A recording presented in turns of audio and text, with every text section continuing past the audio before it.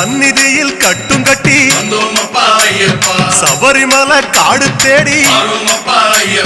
கட்டுமுடி 2 கட்டி காந்தமலை ஜோதி காண